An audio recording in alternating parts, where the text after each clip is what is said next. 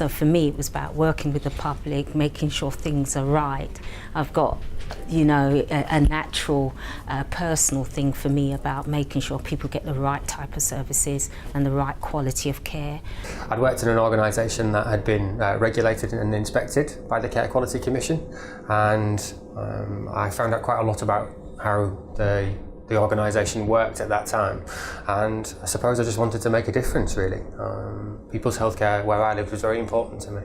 So I joined the CQC because I was wanting to put the skills, the qualitative data analysis skills that I had learnt in the private sector and in the academic world to more meaningful use. And I was particularly interested in joining an organisation that had sort of access to vast amounts of qualitative data, like NCSE calls, interview notes and public feedback, and in understanding how we could look across that data in order to sort of inform action and our understanding of what's going on in the health and social care world.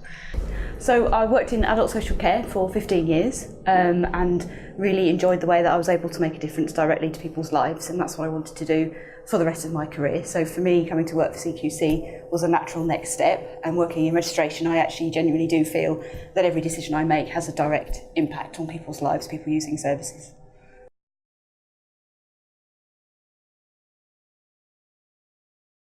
So last week we've seen a number of key stakeholders within the business come together for a rapid improvement workshop in Newcastle, and that was to look at the end-to-end process of an application.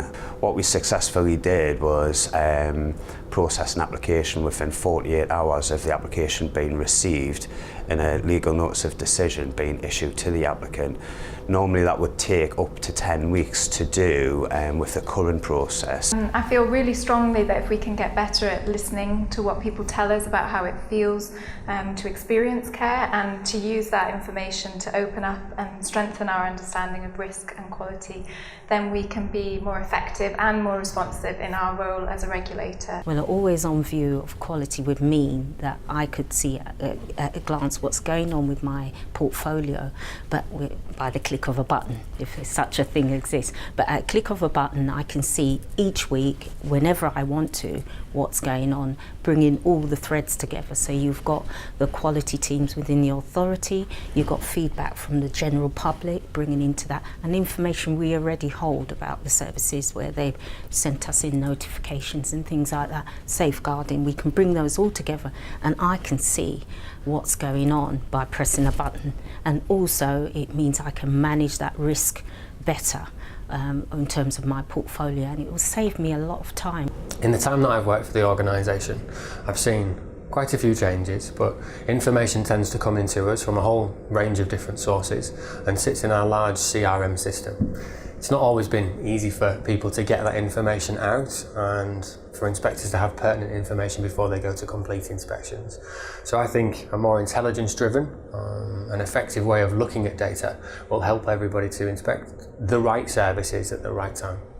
I think we can learn from things I understand from our hospitals colleagues, where they do more of the monitor aspect of the job, and there are perhaps opportunities where we can have a softer relationship with providers, perhaps meet with them informally and ask the kind of questions and have the kind of conversations that are in the PIR. If we have more live data, we'll be much more dexterous with what we talk about risk. We talk about managing risk, but I don't think we have a real good grip on what risk actually is and what it means. And I think that if we have more always-on data, more up-to-the-minute data, that will inform our management of risk, it will inform our inspection scheduling, and it will make our planning an awful lot smarter. And it will make us a more valuable partner to our colleagues, commissioners, CCGs. When we talk to them, we tend to be asking for information rather than sharing what we know. So the registration transformation programme, if we start with providers and the public, so for providers it's about making the registration application process more streamlined, more efficient, so information is clear so they can see up front what it is that they have to do and what's expected from them when they apply. For the public, it's about the information that we hold about providers at the point of registration, having that history displayed clearly and transparently on our website so the public can make good decisions about care. For our own staff, for registration, firstly, yes, it's about processes. It is about making things more streamlined, more efficient, cutting away bureaucracy. giving people more time. However, it is also about our effectiveness, and it is about allowing our staff the skills and experience that they have to focus on where they add the most value, where they're making judgments and where they're making assessments. So that's focusing on high risk, complex providers and types of applications. I would love to have the opportunity as an inspector to be part of that conversation. I would love to be in the room when we talk about the evolution of this organisation. It's fascinating where it could go.